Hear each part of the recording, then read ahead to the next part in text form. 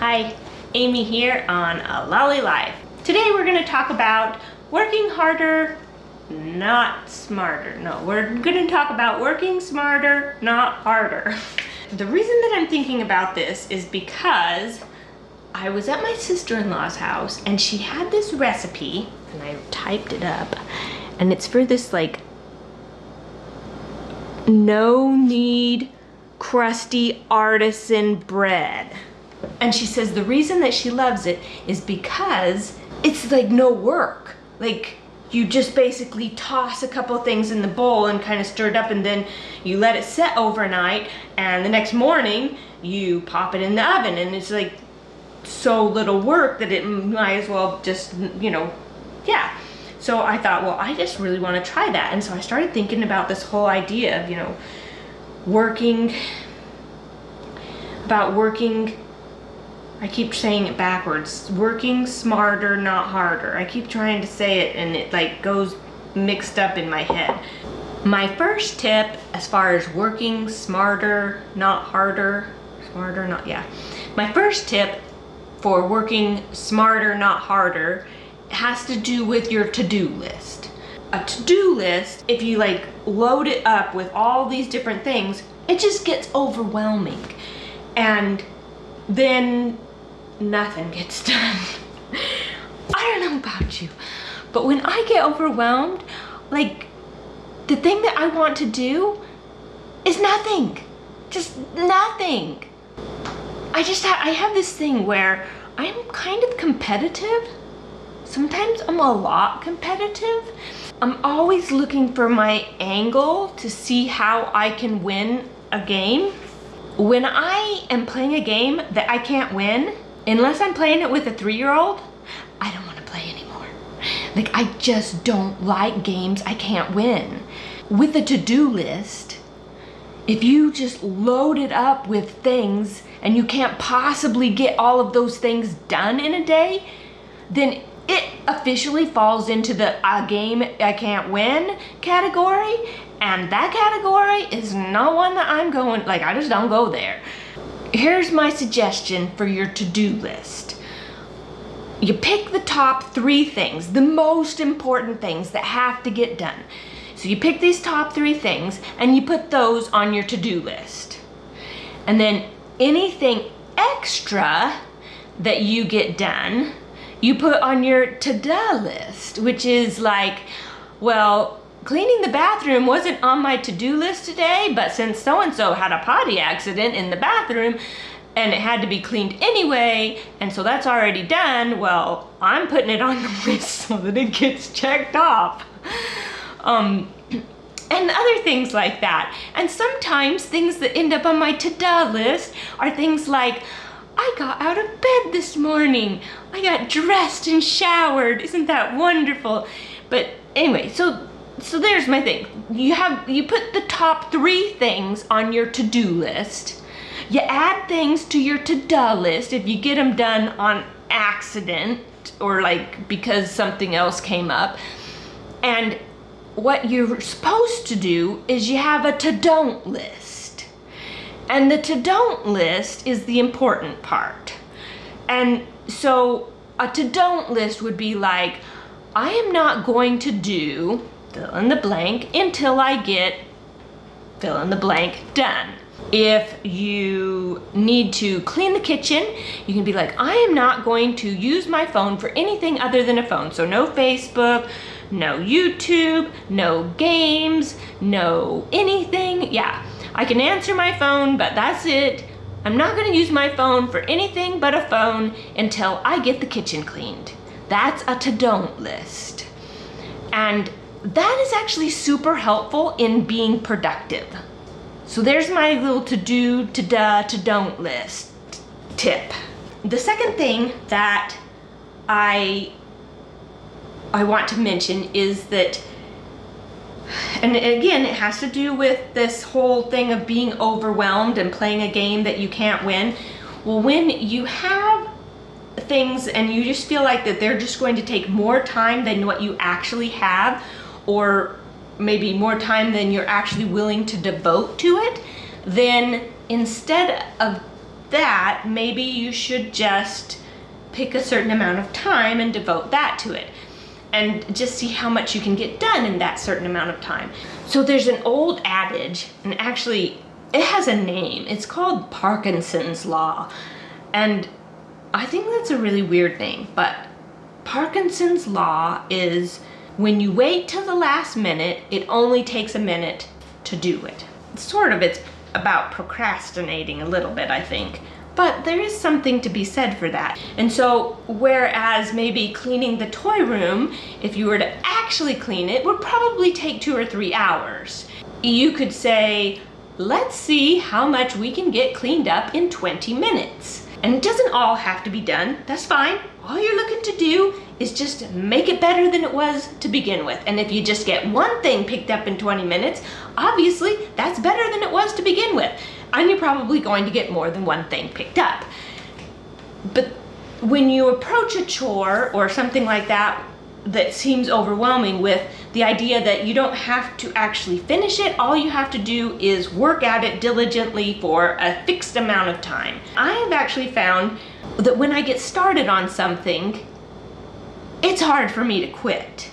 Like, I just keep going. It's like a steamroll effect, which I think is kind of like a lazy trait in a way, that, you know, it's too much work to change tasks and I'm too lazy to do it, so because I'm here, I'm going to keep going. I have found that if I give myself a specific amount of time and I set a timer and I'm like, I'm just going to work at this for, 20 minutes or an hour or whatever it happens to be, that by the end of that time, I am like this close to being done. And I put that like 5 extra minutes in and I was like, oh my goodness, who knew that I could pick up the toy room in 20 minutes? Or who knew, 25 minutes or whatever. Or, who knew that I could, get the bathroom all cleaned in whatever it happens to be. That's that Parkinson's Law. If you only have a minute, then it's only gonna take a minute because that's all you have to give. Also associated with number 2 is work in short bursts. Instead of doing a marathon, get this project done kind of thing, do a few little sprints and just say, I'm gonna do this sprint, and then I'm gonna do this sprint, and then I'm gonna do this sprint. And in between the sprints, I'm gonna set the timer on my phone and I'm gonna sit there for 15 minutes and do something, whatever that you like. But work in short bursts. You just tend to be more productive and just a little bit more energetic in what you're working on. The third working smarter, not harder tip is to delegate. If there is more than just you in your family, then more than just you should be putting work in to make things run smoothly. When you don't ask your kids or your husband or your wife or whoever for help, and you don't let them help add value to your family or to your home or the situation, you're actually kind of robbing them of something, because everybody wants that feeling of like, I'm needed. That's like kind of one of those like basic needs in life, is the desire to be needed. But if you never ask your kids to do anything, or you never require them to do something, if they don't have things that they have to do and the family won't run right if they don't get it done, nobody's gonna like step in and pick it up for them. It's just gonna fall flat on their face kind of thing. If you don't ask them to do things, then they're not getting that feeling of I'm needed from home. And if they don't get it from home, they're gonna go looking for it somewhere else, and it might not be the best option for them, but it might feel like the only option for them. It's important to ask your kids to do things. It's important to assign them responsibilities. It's important to not do it for them when they don't do it. You need to tell them, we need you to Make sure the trash gets taken out. When you don't take out the trash, it piles up and it stinks and it just is really a problem. This is important to our family. I have things that I need to be doing. I'm, busy doing this and this and this, and so is so-and-so, and this is your thing. Do it. Because when they feel needed, and yeah, I know they're gonna complain about it, and yeah, it's more work for you, but still, don't take that away from your family. Allow them to help. Delegate. Give them that feeling of being needed. The fourth thing is, I hope it's the fourth thing. I do this all the time. Okay, the fourth thing, I gotta check. The fourth thing that you can do to work smarter, not harder, is that we are creatures of habit. And things are a little bit easier when it's a habit. You can do it basically without thinking about it. It is kind of like, driving to work. And if you drive the same path to work every day, sometimes you're driving to work and you end up there and you're just like, I didn't really think about it. That's kind of like that autopilot that you have. If you, if every single day I don't even know, if every single day you have to unload the dishwasher and you're unloading the dishwasher and you're just tossing those silverware in there, like you get really efficient at it. You just know how to do it. And there's a benefit there. I have a friend and she has, and she came up with this really great idea.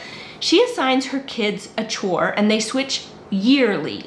They're in charge of it all year. There is no, if I don't get it done this week, then somebody's gonna do it for me, somebody's gonna do it next week, and so they don't put in all their best effort or whatever else. They're in charge of it for the year. So if they're in charge of, like, say, dishes, they're in charge of it all year. If they're in charge of the bathrooms, again, all year. All of the chores that she assigns out, they're yearly chores. And she says some of the benefits of this are that her kids get really good at their chores and figuring out the best ways to do it and do it quickly. They learn those little shortcuts, tricks, just muscle memory, I'm not sure what it is, but they learn all those things to help them do their chores faster, easier, more efficiently, and better because they work on it for a long period of time. Over a year, they have a long time to practice this skill. And so when you can implement some kind of a routine into your life, that oftentimes helps things move a little bit smoother, and then you don't have to put as much effort into it. And so if you have an area that is particularly troublesome, you need to put in a very specific routine. So if mornings are your particularly troublesome thing, you need to spell it out in a very concise list. And if they're young enough that they can't read the list, then it needs to be spelled out in a very concise picture list. But, get up. I don't even know what would be on your list. Make your bed, get dressed, brush your, eat breakfast, brush your teeth, get your backpack, get your shoes on, whatever it happens to be. But, if you get those things and you get them into a routine, then it makes those mornings easier. And it takes a while, particularly for young kids, to actually get the routine going. But routines are helpful. They help us work smarter, not harder. My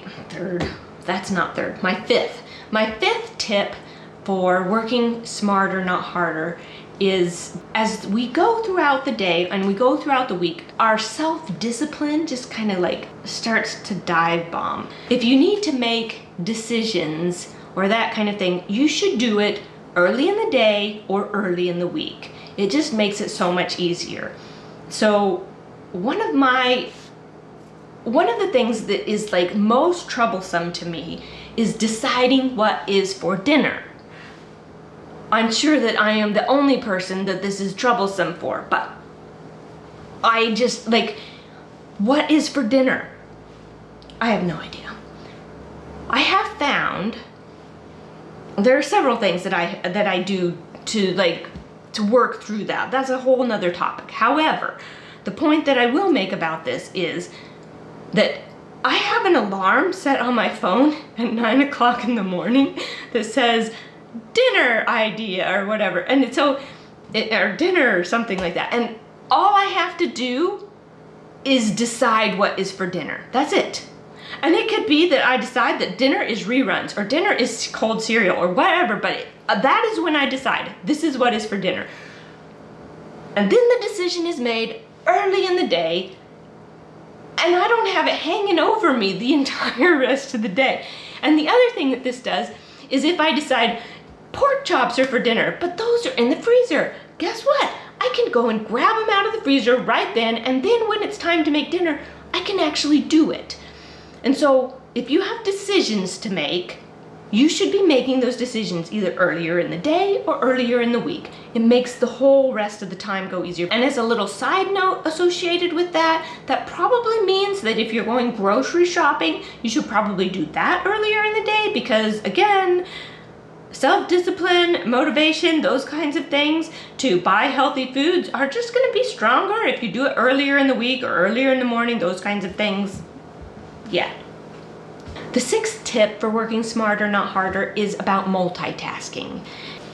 Women oftentimes, particularly, I think men do this too, but women have this idea in their head that they're able to do this and that they're really good at it. And the truth is, if you're not tired and it's early in the day, you might be good at it. But multitasking is basically jumping from one project to another and back and forth. And so if you just want to think about this, you have this like brick wall over here and a brick wall over here, and you're doing this like little jump thing where you're like, I'm jumping back and forth. And like again, if you have lots of energy and it's early in the day or that kind of thing, you're not tired, you can do this for a long period of time. Guess what happens when you get tired?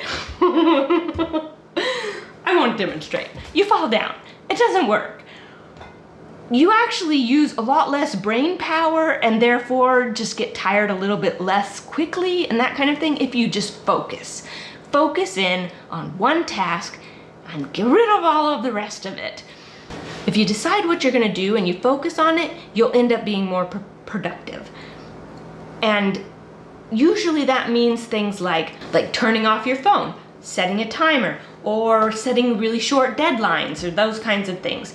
But when you focus on something specific, you're able to get more done. The seventh thing for working smarter, not harder, is that you should be putting things on your to-do list, to-do list, don't list, whatever, your to-do list. You should be putting things on your to-do list that you enjoy doing or that, are kind of fun.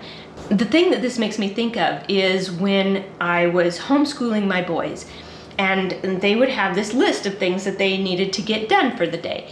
And some of the things were, the same every day, but reading, writing, arithmetic, those kinds of things. But I always tried to include something on their list that was learning, but that they would enjoy doing. And so sometimes one of the things on their list was to build a spaceship out of Legos, or build or whatever, build something out of Legos. Sometimes the thing on their list would be to read a book. Both of my boys really enjoyed reading. And so maybe they were in the middle of Fablehaven or something, and I would be like, on your list today is to read at least one chapter in Fablehaven. Or that maybe on their list for the day was something like, make cookies. And so while there was some learning and other things like that involved in it, they were things that they enjoyed doing. And so they would just dive in to get get all their schoolwork done because they had these things that they liked to do. And it works the same for adults too. There should be things on your to-do list that you enjoy doing. I was going to give you some examples, but what I enjoy doing, I'm pretty sure would not be what you enjoy doing.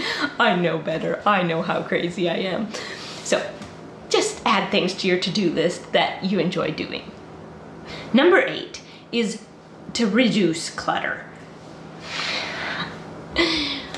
When you own things, they take time and energy. Like, owning things takes time and energy. When you own a car, you have to take time and energy to make sure that the tires, get rotated and buy new tires, or get the oil changed, or get a car wash, or clean out the, clean things out of it. Now, it provides a benefit, and in the instance of a car, generally speaking, the benefit outweighs the time cost that it has. However, owning things takes time and energy. Everything that we own. If you don't have enough time and energy and you just feel like you're just really drowning, probably means you own too many things. You should just get rid of some of them. Those are my work smarter, not harder tips. And I'm super proud of myself. I think I only said it backwards about 3 times, because working harder, not smarter is the same thing in my mind, I guess. I don't know.